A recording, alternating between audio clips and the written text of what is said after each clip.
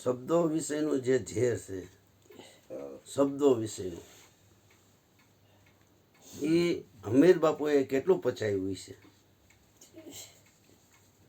શબ્દો કૃષ્ણ ઘણી વાર કહેતા મોરલો સમર્થ પુરુષ છે, ખાલી ક્રોધથી સેજ આમ કરે ને તો અમે પૂરું થઈ જાય એવી સમર્થ થાય.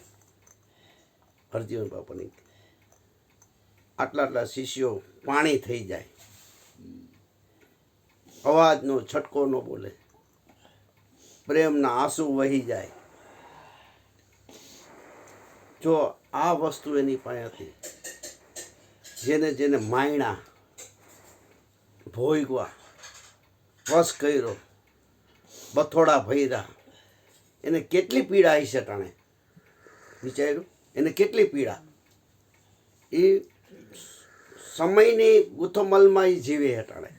જીવો જે જીવો એની એને બથોડા ભર્યા, એ એના સમયના બથવાડામાં જ જીવે છે, ખોરાકથી ન જીવી શકે.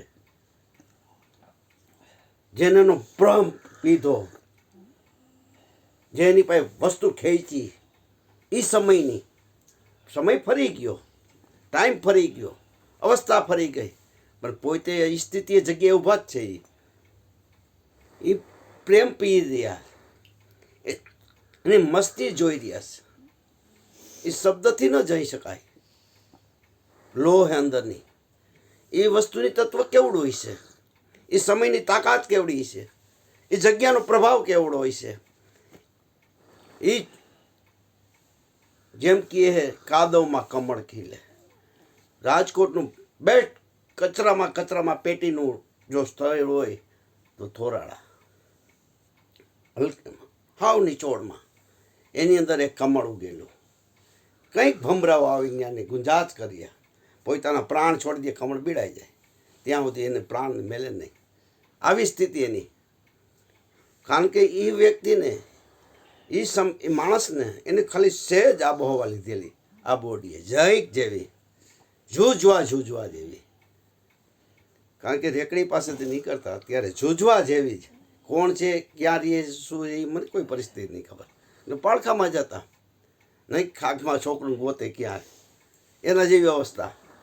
માર્કેટની બાજુમાં જ, વડની બાજુમાં જ બે માર્કેટવાળા ઘણાય જાય.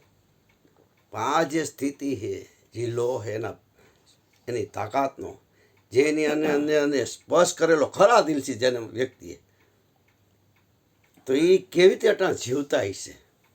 એનો પ્રેમ પ્રગટ ઉથલ માથલ કરે, વલોણાટ કર્યા લાગે, વલોણાટ કરે. કોઈની બીતા નથી, કોઈ તત્વથી ભડકતા નથી.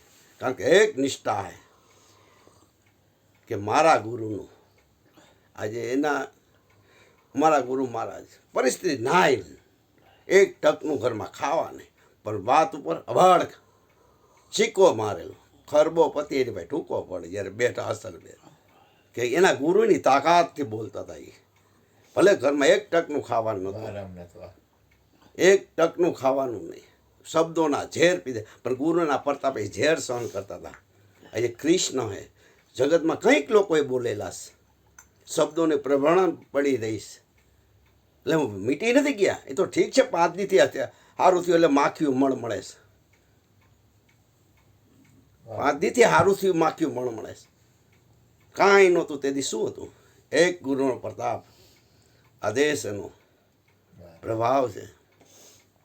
આજે સંતોને કોઈ પાણી નહીં, એ પીડા બહુ વહમી, જેને અડી ગયા પછી પીડા થાય છે.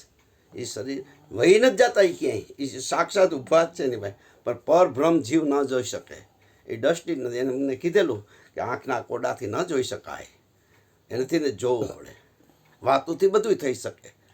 મારામાં સારી વાતો હોય તો હું મીઠી વાતો કરી શકું, ચંદન ચોપડી શકું, ગળ માળા ફેરવી શકું, ભસ્મ કરી, લુગડા પહેરી શકું, બધું કરી શકું. રૂપમાં જ, ભીતર નહીં. ભીતર જો થઈ જાય એકવાર વાત, સદગુરુ મહારાજની